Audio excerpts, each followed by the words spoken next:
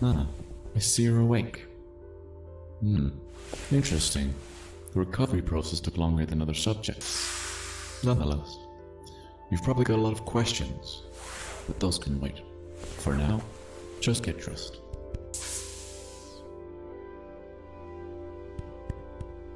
Now that you're ready, just continue and follow the orange line.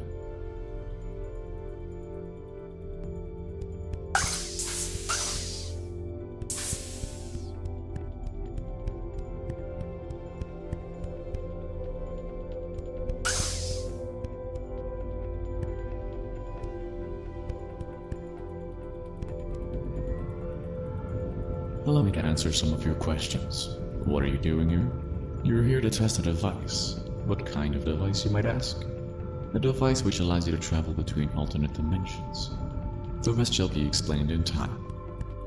Now, most test subjects found that the first time jumping dimensions was extremely intense, so you may feel a bit nauseous. Another success. Welcome. You are now in the second dimension.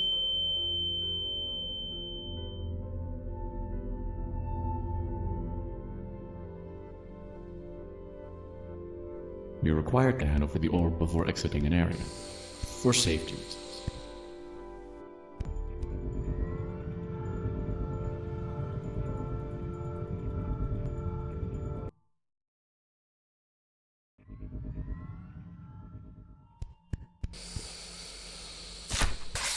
As you may have noticed, some things might be present in one dimension, while not in the other. It seems like you understand the basic laws of interdimensional travel.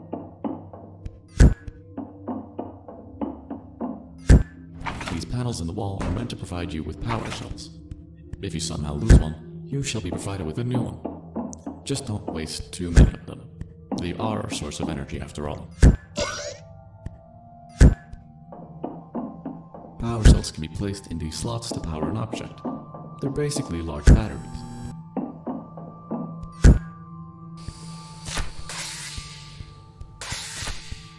At the end of each room, you can see how long it took you to finish it. Not exactly an optimal speed in this case.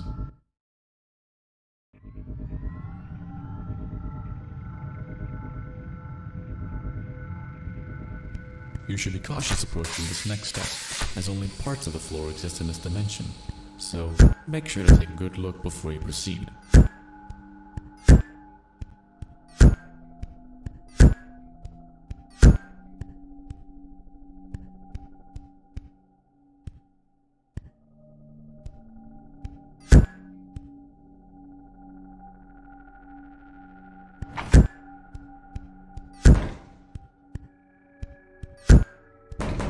Some of the gaps are bigger than others.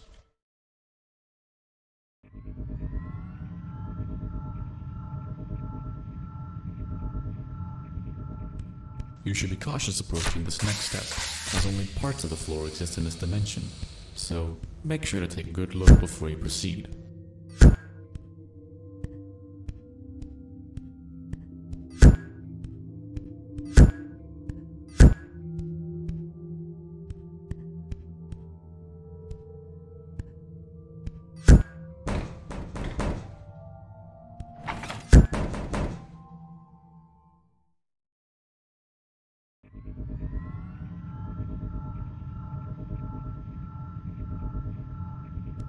You should be cautious approaching this next step, as only parts of the floor exist in this dimension, so make sure to take a good look before you proceed.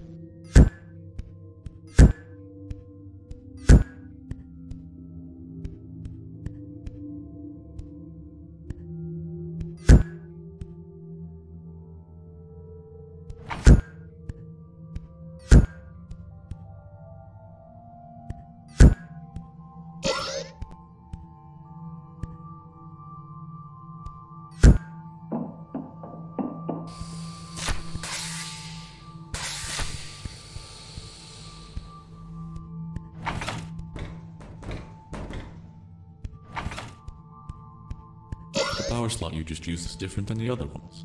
These are locked power slots, which means that once a power cell has been entered, it cannot be returned. This is indicated by the icon attached to it.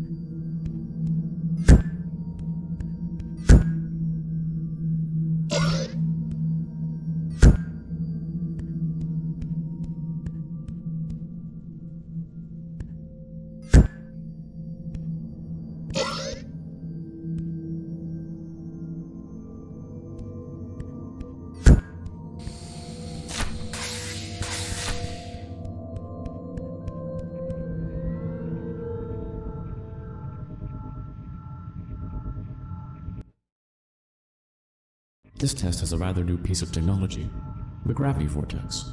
It's an ultimate source of power.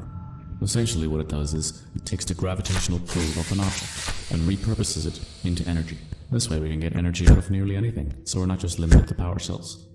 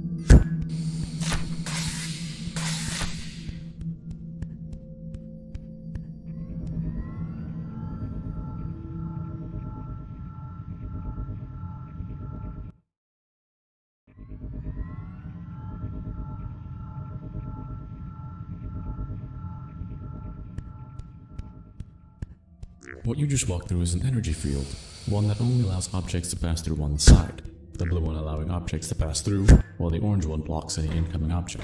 These energy fields tend to be flipped in the second dimension, however, this can differ.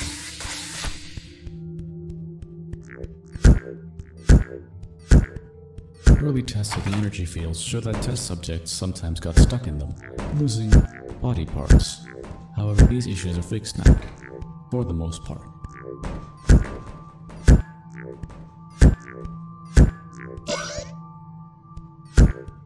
Interesting fact, this test has no chance of you dying in it.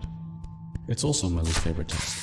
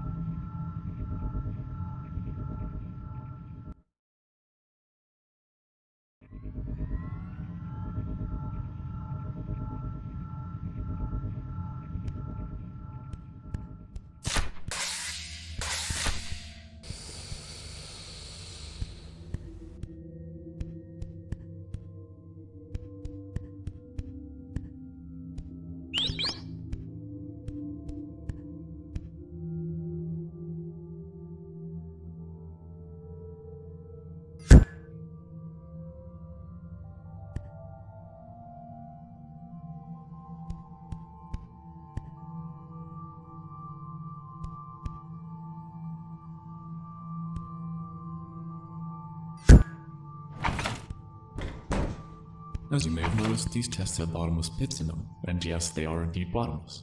Don't ask how we make them. Their purpose is to make sure that our subjects have good spatial awareness.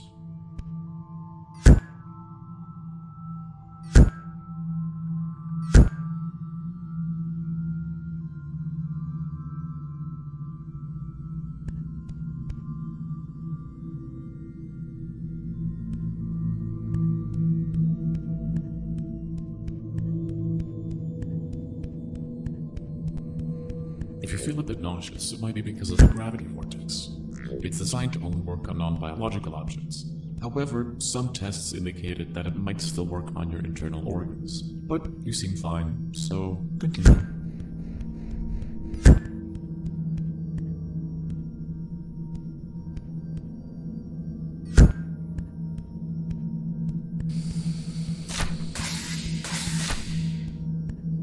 Wait, what happened here? Odd. It appears the elevator is broken. You know, I didn't want to have to do this, but it appears you'll have to be taking a side route. For a bit of advice, don't touch anyone. I must get this fixed and look into something. We'll meet again in the next test.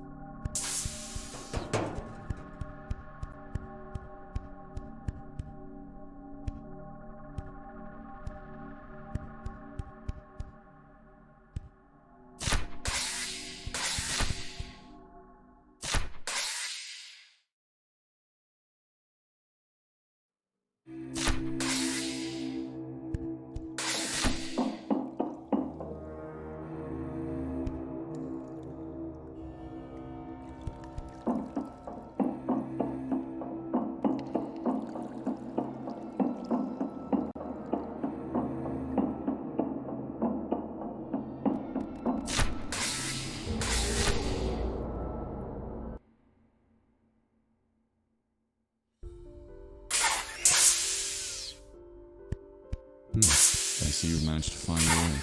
Good. However, you've also managed to skip 2 tests. But I'll see it through.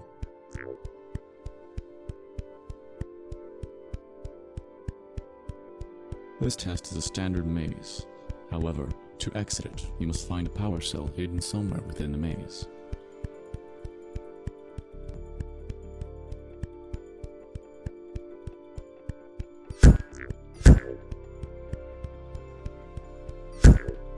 Now that you've found the power cell, you must find the exit.